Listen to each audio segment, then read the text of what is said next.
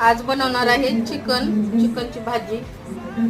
तर त्यासाठी चिकन स्वच्छ धुवून घेतलेलं आहे. त्यामध्ये हळद, मीठ आणि कोथिंबीर टाकलेली आहे.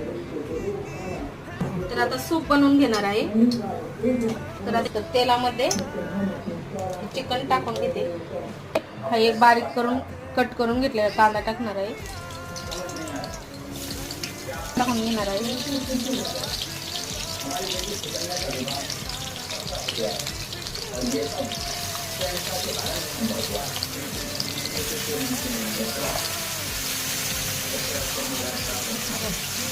पावडर